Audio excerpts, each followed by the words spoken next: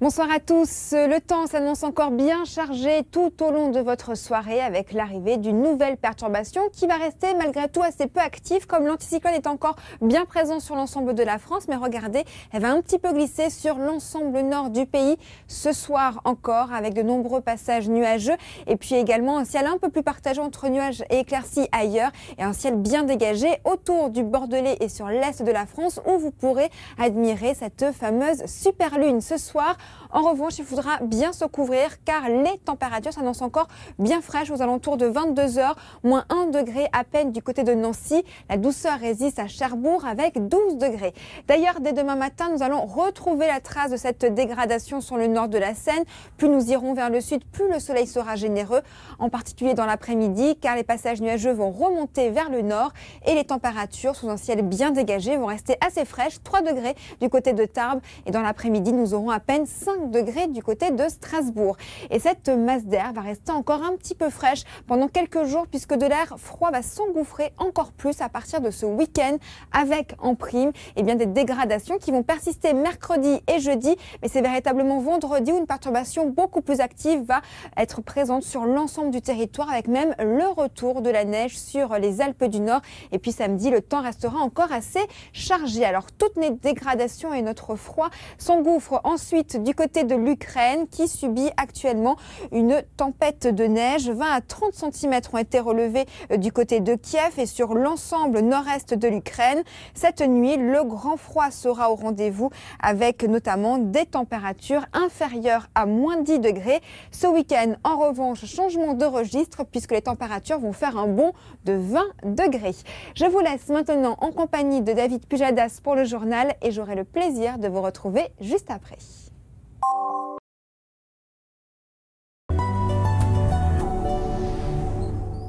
Bonsoir à tous. La neige est tombée à gros flocons ce week-end avec en prime du côté des Alpes du Nord ou encore des Vosges jusqu'à 30 cm supplémentaires.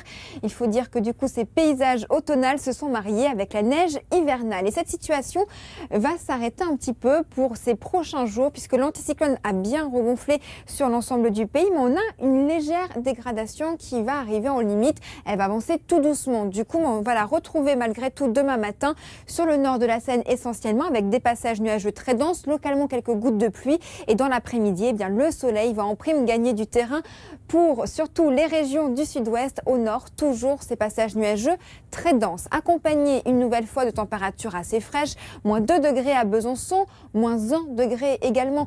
Ce sera du côté de Strasbourg et dans l'après-midi, c'est la douceur au Seine qui l'emporte avec 14 degrés du côté de Brest ou encore 15 pour Rennes. Et cette douceur va tout simplement s'atténuer au fur et à mesure de cette semaine avec l'air froid qui va descendre. On va retrouver encore la perturbation mercredi et jeudi sur une grande bande centrale du pays. Et puis ensuite, pour la journée de vendredi, une nouvelle dégradation va arriver, beaucoup plus active cette fois-ci, entre le sud-ouest et l'est avec des pluies assez modérées, des chutes de neige sur les reliefs et puis surtout à l'arrière, des orages qui devraient se dessiner sur les côtes de la Manche. Et on va retrouver cette dégradation ensuite sur l'est essentiellement et le retour de quelques éclaircies à l'arrière. Alors surtout ce soir, n'oubliez pas de sortir un petit peu dehors car un phénomène aura lieu, c'est ce que l'on appelle une super lune qui sera surtout visible du coup pour les régions de l'Est comme c'est là-bas où le ciel aura été le plus dégagé. Le principe est assez simple, autour de la Terre, la lune forme un ovale, donc parfois elle arrive à son apogée, donc au plus loin de la Terre, parfois à son périgée, c'est-à-dire au plus près. C'est exactement ce qui va se passer ce soir et du coup vous pourrez la voir près de 14% plus grande que d'habitude. Il faut dire qu'elle sera à peine à 350 000 km de nous au lieu de 400 000 habituellement. Et puis surtout, comme la Terre et la Lune seront au plus près du Soleil, elle sera 30% plus brillante. Voilà donc ce que vous pourrez voir ce soir à ne surtout pas rater.